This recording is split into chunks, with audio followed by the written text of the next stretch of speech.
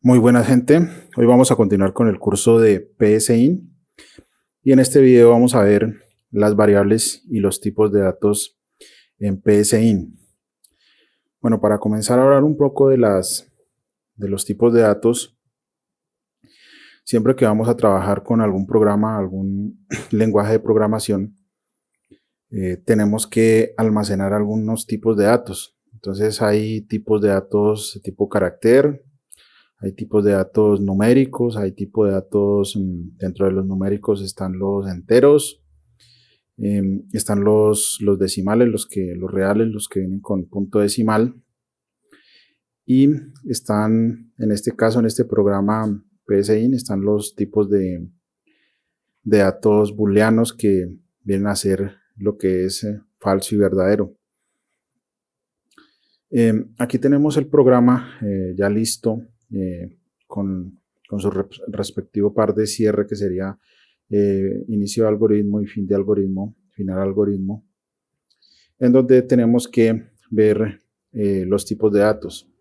Entonces, voy a hablar primero de los tipos de datos, aunque aquí, digamos, se tiene que usar la palabra definir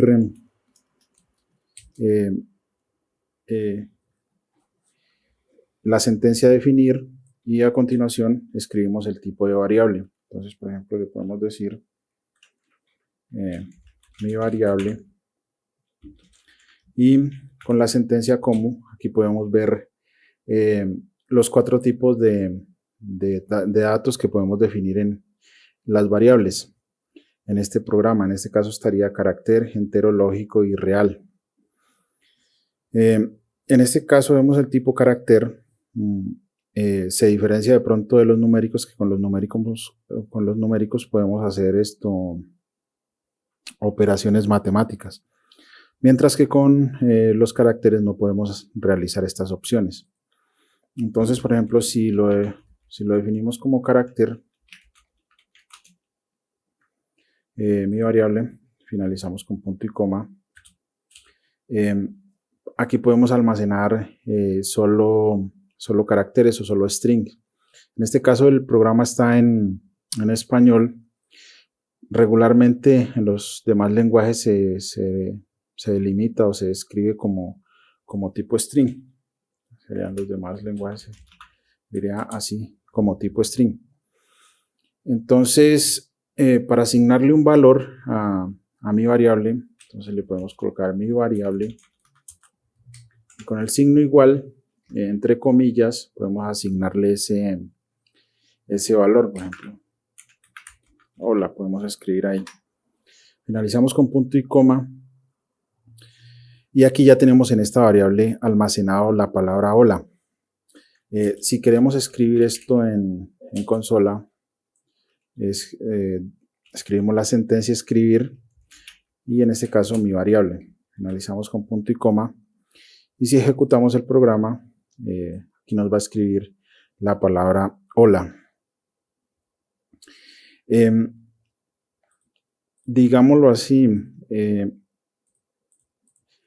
podemos definir estas variables. Vamos a definir otra por aquí arriba. Definir, digamos, mi variable 2 como entero. Entonces aquí solo podemos almacenar números enteros. Si le digo mi variable 2, le vamos a decir que esto sea igual, por ejemplo, a 5. Y aquí tenemos ya almacenado el número 5 en mi variable 2. Si la queremos escribir, sería mi variable 2 para mostrarla en consola. Y aquí, si le damos ya a ejecutar, nos va a mostrar aquí el número 5. ¿Qué concepto se tiene en este caso, para definir los nombres de las variables? En este caso yo he escrito aquí en esta primera variable, le he colocado el nombre de mi variable. Lo que recomiendan siempre es, a la hora de definir las variables, que estas tengan significado o tengan una similitud al valor que se quiera dar. Por ejemplo, si yo quiero, si en una variable yo voy a guardar La edad de una persona le puedo escribir edad como algo significativo. Entonces la puedo definir como entero. Y por ejemplo le puedo decir que la edad de una persona sea, digamos, de 20 años.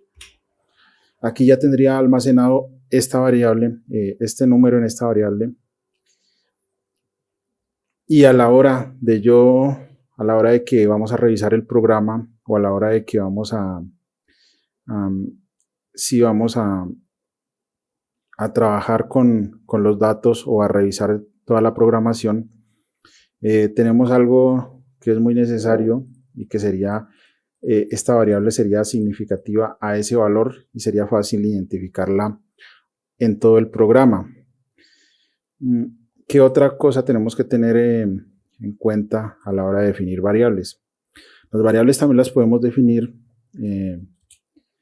digámoslo así, de acuerdo a unos parámetros. Por ejemplo, yo no puedo definir una variable si le coloco definir.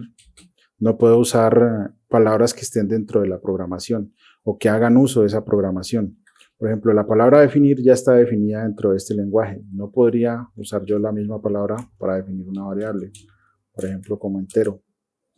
Si vemos aquí nos dice que el identificador no válido definir, esta palabra ya está en uso por el programa, entonces no la podemos usar para identificar nuestras variables en el programa.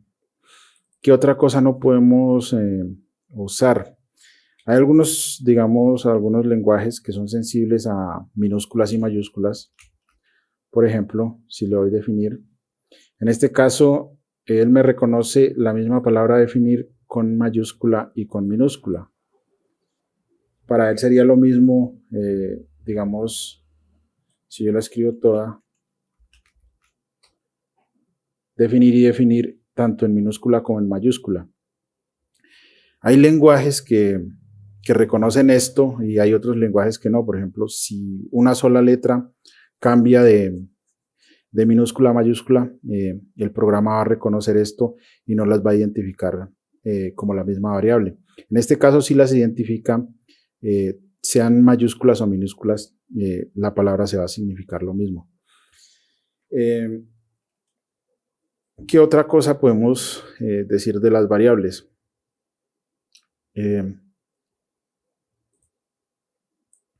Este concepto de las variables, donde tenemos que definir esto, por ejemplo, como carácter, como entero, por ejemplo, definir esto, digamos una variable booleana como lógico. Estas variables solo van a poder tener dos valores. Entonces, si yo le doy boolean, esta puede solo tener dos valores, sea falso o verdadero. Si le damos aquí a escribir boolean y vamos a ejecutar el programa, vamos a ver que esto nos escribe falso y no la escribe en mayúscula. Tiene dos valores nada más, verdadero. Si le vamos a dar aquí sale verdadero. Solo puede variar en estos dos valores. Por eso le llaman valores lógicos. También de pronto nos falta definir esto, que había un tipo de dato que era real. Entonces, una variable, voy a colocar en la número 3 como real. Entonces, este valor real, si yo le escribo mi variable 3 y le asigno, aquí podemos escribir números con decimales. Sería esto. Sería mi variable 3 igual a 12.5. Si le damos a escribir, aquí ya podemos trabajar con datos decimales. Mi variable 3. Y vamos a ver. Si yo, por ejemplo, a esta variable de acá, que son enteras, por ejemplo, mi variable 1 y mi variable 2, mi variable 2, que la escribí como entero, si yo, por ejemplo, le escribo un 5.5, aquí me va a dar un error. Nos dice que no coinciden los tipos, el valor a asignar debe ser un entero. Entonces tenemos que tener esto en cuenta a la hora de inicializar las variables o a la hora de asignar las variables, qué datos vamos a ingresar, si son enteros, si son reales o si son lógicos o si son de tipo carácter. En este programa, como vemos, se deben definir las variables. A este concepto se le conoce como programación de tipado fuerte. Hay programas que no son de tipado fuerte. Por ejemplo, si vamos a un navegador de estos, le damos clic derecho y le damos inspeccionar, y vamos aquí a la consola, yo le puedo decir mi variable, digamos que sea igual a hola. Si yo le doy un console log y yo imprimo esta variable, mi variable, me va a escribir la palabra hola. Si yo le doy un console.log, le digo el type of de mi variable, me va a decir que es un string. Ahora, si vemos aquí, yo no estoy definiendo el tipo de dato ni como entero, ni como carácter, ni como, en este caso sería string, definir la variable string. Entonces, este lenguaje no es de tipado fuerte. Ahora miren esto, estas variables de aquí, si yo por ejemplo a mi variable le asigno, digamos, el valor 5, digamos, que sería un entero, un número, y si yo por aquí vuelvo a imprimir esto, me va a decir que es un 5, y si yo vuelvo y imprimo el tipo de variable que es, me va a decir que es de tipo number. Entonces, digamos, este comportamiento que tienen estos tipos de lenguaje, van a existir lenguajes que son de tipado fuerte y lenguajes que no son de tipado fuerte. Por ejemplo, por aquí tenemos otro lenguaje que es C++. Si vemos por aquí, por ejemplo, siempre tenemos que definir el tipo de variable. Por ejemplo, si yo coloco por aquí, digamos, mi variable 3, yo le digo que esto es igual a 5.6.